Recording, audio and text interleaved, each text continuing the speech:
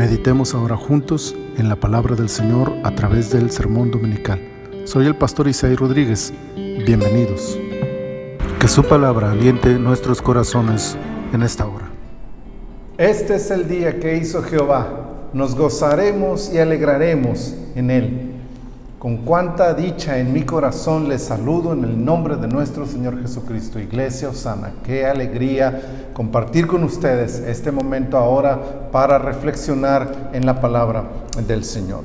Quiero invitarles, acompáñenme por favor a la lectura del libro del profeta Isaías, en el capítulo 1, para meditar en un versículo que sin duda es bastante conocido para la mayoría de ustedes. Versículo 18 de la palabra del Señor dice de la siguiente manera: Venid luego, dice Jehová, y estemos a cuenta. Si vuestros pecados fueren como la grana, como la nieve serán emblanquecidos. Si fueren rojos como el carmesí, vendrán a ser como blanca lana. Inclinemos nuestro rostro y oremos al Señor. Bendito Dios, adoramos tu precioso nombre, te exaltamos con todo nuestro corazón, pero también anhelamos que tú abras tus labios y declares una palabra para tu pueblo.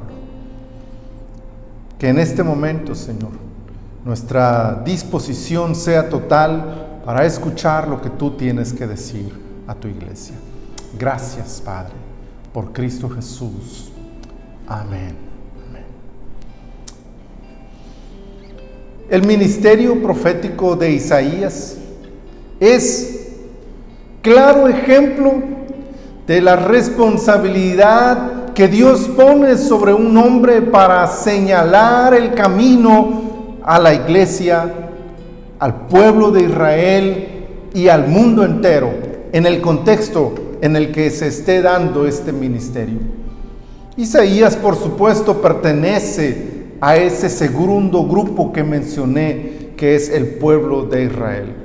En su contexto, en su momento, Isaías fue el hombre de Dios para levantar una voz a la generación que le correspondió para mostrar lo que había en el corazón de Dios y lo que él deseaba para la nación. Es cierto, el ministerio profético tiene cierta relación con el futuro, con la visión de lo que ha de venir, pero jamás, nunca sale del contexto en el que se encuentra el profeta que lo ejerce. Así podemos ver en cada uno de los ministerios de la Biblia, y así podemos nosotros entonces marcar la senda para el desarrollo de este ministerio entre nosotros. Quiero señalar en esta hora 3 principios básicos del ministerio profético. El primero de ellos es que el ministerio profético, antes de señalar los acontecimientos futuros, ha de establecer, ha de señalar el contexto específico en el que se encuentra la sociedad a la que le habla, el pueblo al que se dirige, y establecer plenamente la voz de Dios con respecto a esa nación o a ese pueblo al que Dios dirige ese mensaje.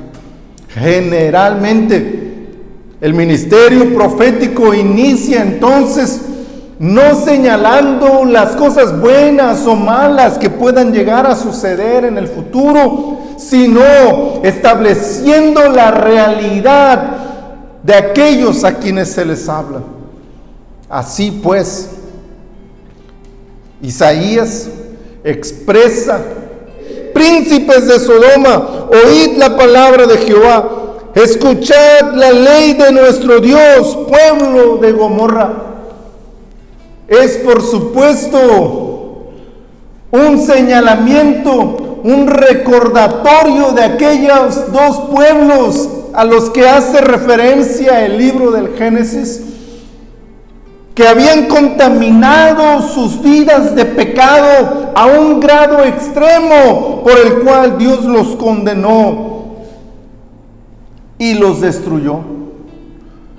Pero al utilizarlos Isaías aquí para su contexto, él está haciendo la referencia a ese contexto específico en el que se encuentra el pueblo a quien dirige su voz.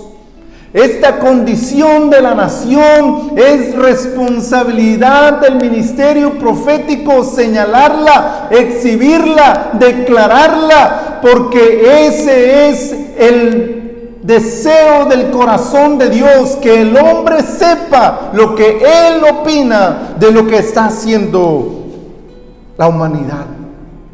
En este caso, Isaías declara la condición miserable, llena de pecado en la que se encuentra el pueblo del reino de Judá. No puede haber más degradación que aquella que es comparada con la de Sodoma y Gomorra. El ministerio profético entonces ha de servir como un instrumento que señale, que saque a la luz aquello que no queremos ver, aquello que no queremos reconocer, aquello que estamos haciendo mal, pero que no queremos aceptar que es así. El ministerio profético tiene la responsabilidad de señalar el pecado del pueblo. Otro elemento que forma parte del ministerio profético es que una vez establecido el contexto, una vez señalada la condición de la nación o de la iglesia, es necesario que se señale las consecuencias de esta condición o de esta vida de la nación. Así, no tanto como un señalamiento específico de los eventos futuros, sino como simplemente el señalamiento de la realidad que ha de venir como consecuencia del mal actuar, así tal cual ha de señalarse con total certeza y seguridad, con firmeza bíblica y autoridad del cielo, las consecuencias terribles que el hombre enfrenta cuando aleja su corazón de Dios. Isaías, en este pasaje que leímos, añade entre sus expresiones una que va en este sentido. Él dice en esta porción que vuestra tierra será destruida, vuestras ciudades puestas a fuego, vuestra tierra delante de vosotros comida por extranjeros y asolada como asolamiento de extraños. Esa es la parte del futuro que se vislumbra, no solamente como un señalamiento profético de eventos por venir, sino como la muestra, como la marca que indica que a causa de tal contexto que ya se ha señalado, vendrá aquello como desgracia y como pago por los hechos cometidos en el presente. En ese sentido, el ministerio profético en el Antiguo Testamento sirve para marcar al hombre las consecuencias de sus actos. Ese ministerio sigue vigente en la iglesia y sigue vigente hasta el día de hoy. Es cierto, a nadie le gusta que le digan que está mal. A nadie le gusta que le digan que lo que hace no es lo correcto. Y peor aún todavía cuando se nos señala que a causa de esos actos cometidos hemos de pagar las consecuencias en el futuro. no es grato escuchar ese mensaje. Y generalmente quien lo recibe se siente ofendido, se siente lastimado, se siente señalado, exhibido. Y la reacción general es de rechazo hacia ese mensaje. ¿A quién le va a gustar que le digan que está mal, que está en pecado? ¿A quién le va a gustar que le digan que a causa de tus acciones sufrirás las consecuencias en el futuro? ¿A quién le gusta esto? Y sin embargo, la percepción humana se ha mantenido equivocada en la interpretación de este mensaje profético. El hombre, en su rebeldía, ha interpretado equivocadamente el objetivo de este ministerio. ¿Y acaso la iglesia ha dejado de enseñar este principio a aquellos que lo ejercen para hacerlo de manera adecuada? Porque incluso nosotros en algún momento hemos utilizado esta sensación de amenaza para señalar el pecado y sus consecuencias.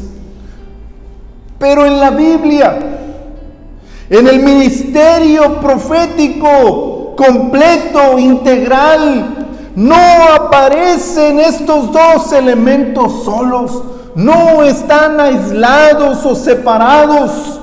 No es el ministerio profético el que solamente exhibe el pecado y el pago de tales actos vergonzosos delante de Dios. No, sino que hay un tercer elemento que hemos de considerar parte fundamental del ministerio profético. Y este tercer elemento es justo el versículo que hemos leído en esta mañana.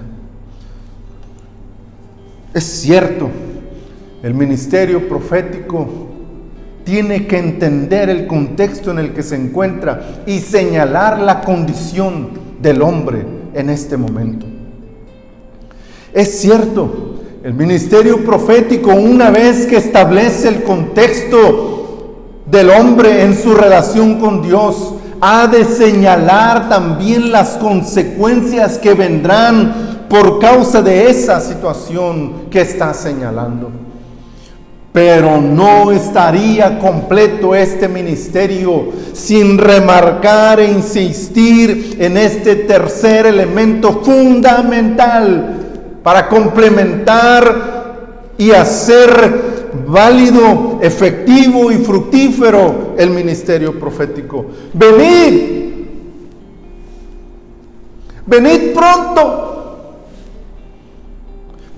pronto y estemos a cuentas, dice Jehová de los ejércitos.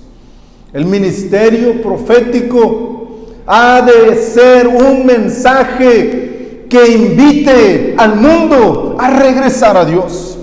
El ministerio profético ha de insistir permanentemente en que Dios tiene siempre sus brazos abiertos para recibir a aquel que se vuelva a Él.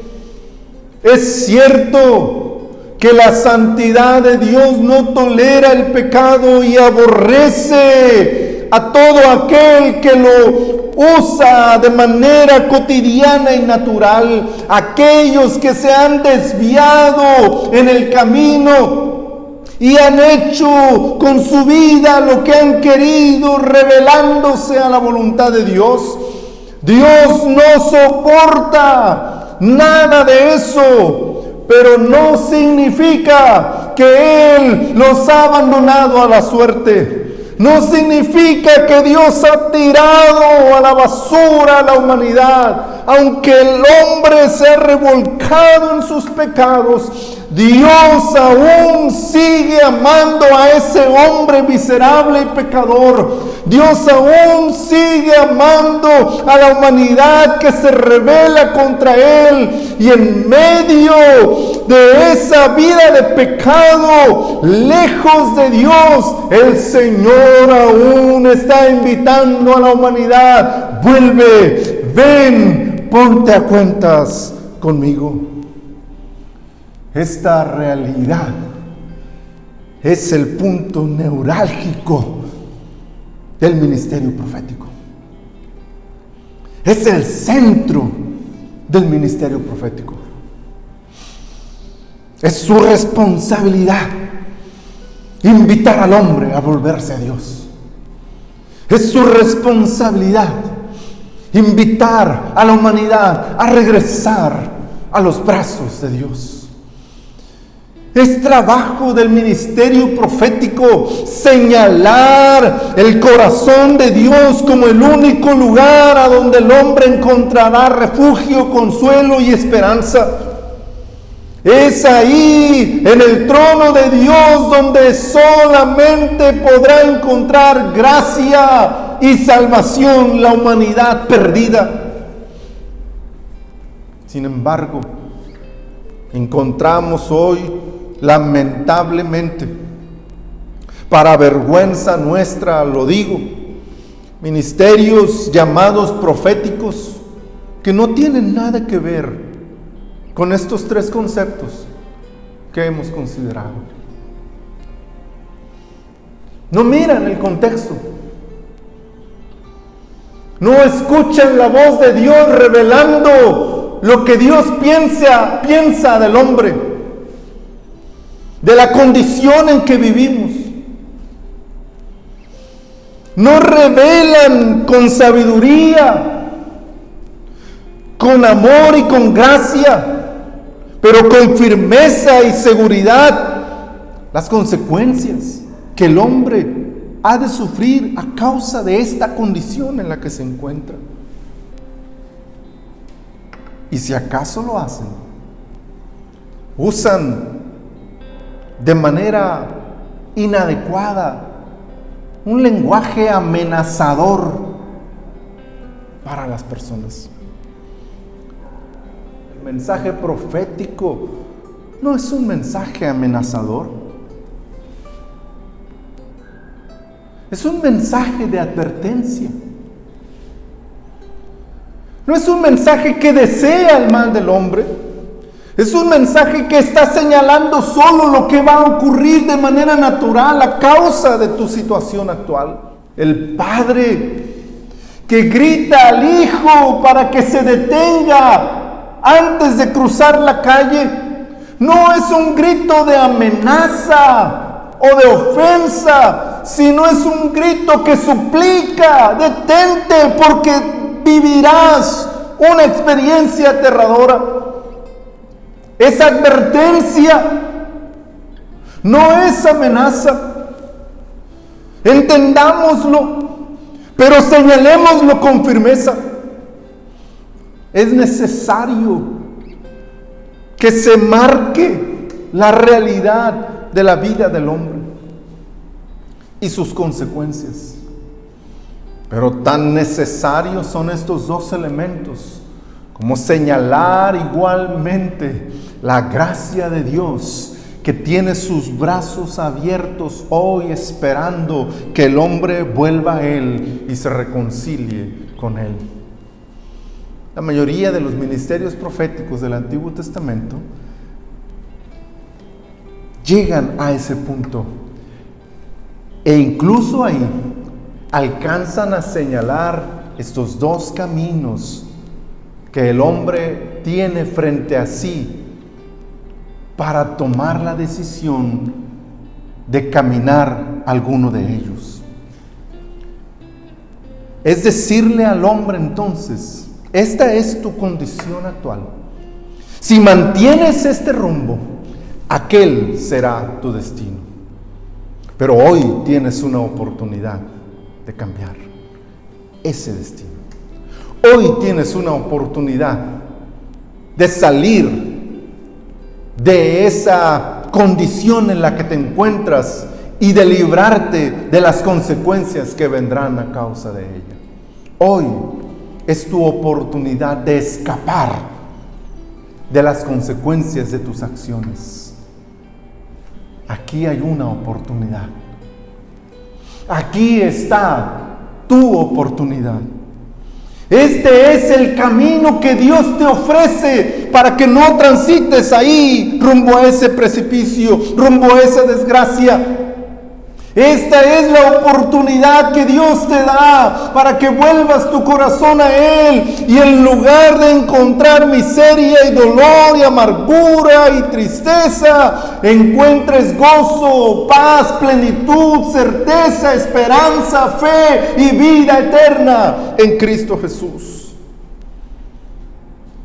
Luego entonces, el ministerio profético actual no es necesariamente ponerme frente a ustedes y decirles lo que va a ocurrir en el futuro con sus vidas. No es decir lo que Dios hará a tu favor el día de mañana. Para que esto pueda llamarse ministerio profético, tendrá que ser precedido por el señalamiento de tu condición espiritual delante de Dios. Tendrá que serte declarada tu realidad delante de Dios y las consecuencias que sufrirás a causa de esa realidad, para inmediatamente después abrirte las puertas y señalarte el camino que Dios te ofrece para librarte de esa condición de desgracia. Este es el ministerio profético. ¿Te suena parecido? ¿Te suena conocido? El Evangelio es un mensaje profético. El Evangelio de Cristo es un mensaje profético. Jesús fue señalado como profeta, porque su mensaje sigue siendo y sigue cumpliendo con este estándar del Antiguo Testamento. Y el Evangelio que Él nos ordenó predicar al mundo cumple con estos mismos principios. El Evangelio es el ministerio profético de hoy. Es la voz de Dios hablándole al mundo y diciéndole lo que Dios ve de nosotros, lo que Dios ve de la condición actual del hombre, lo que Dios ve de la condición actual de nuestra sociedad, lo que Dios ve de cómo nos hemos alejado de Él y nos hemos distanciado de Él. La iglesia tiene que seguir levantando este mensaje y señalando la realidad en la que vive el hombre alejado de Dios. Pero también entonces es nuestra responsabilidad como iglesia de Cristo mantener el mensaje profético señalando las terribles consecuencias, no como un deseo, sino como una advertencia. Detente, tu destino no es el que imaginas, tu destino no es el que tú sueñas. Hay dolor, hay penumbra, hay castigo, hay muerte al final de tu vereda. Detén tu camino. Y es responsabilidad nuestra, como pueblo de Cristo, cumplir este ministerio del Evangelio y señalar al hombre el camino que Dios ofrece para ser librado de esa consecuencia. Este camino es el camino de la cruz de Cristo.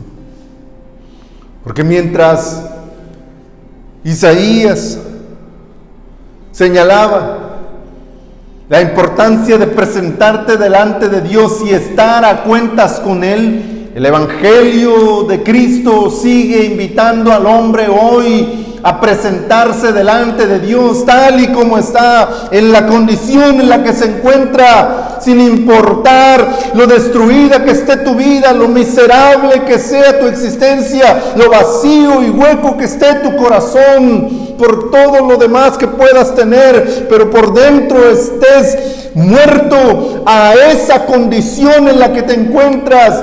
Ven a Cristo y Cristo tendrá un cambio. Cristo te dará un camino diferente. Cristo te dará una senda nueva que andar, y encontrarás que no hay miseria en Cristo, que no hay dolor en Cristo. En Cristo hay vida y hay plenitud. Si vuestros pecados, la comparación que hace Isaías es poética, pero es real. Es simple, pero es poderosa. Qué interesante que utilice dos elementos para dos figuras para señalar la realidad del pecado. Si vuestros pecados fueren como la grana, como la nieve serán emblanquecidos. Y si fueren rojos como el carmesí, vendrán a ser como blanca lana. La transformación del rojo, tanto de la grana como del carmesí, a un estado de blancura como la nieve y la lana, no ocurre si no hay un elemento milagroso y sobrenatural que pueda hacer esa transformación. No hay recurso humano que pueda lograr este cambio, este giro en la condición de estas dos figuras. Y sin embargo, Isaías, movido por el corazón de Dios, hace esta promesa. Ese color fuerte y poderoso será suavizado y transformado por un portento del milagro de Dios, que no es señalado en este versículo, pero que ahora nosotros podemos vislumbrar con claridad. Y es la sangre de Cristo derramada en la cruz del Calvario lo que puede lograr esa transformación. La vida del hombre hoy en día es muy parecida a la de Sodoma y Gomorra del tiempo de Abraham. Es muy parecida a la condición miserable del pueblo de Judá, a quien Isaías profetizó hace 2700 años aproximadamente. Hoy nuestra sociedad se encuentra sumida, sumergida, absorbida en su propio pecado y en su miseria.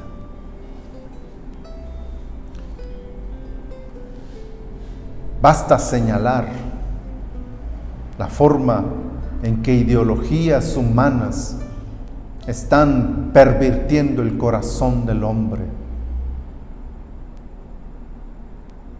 Y las consecuencias no se han hecho esperar.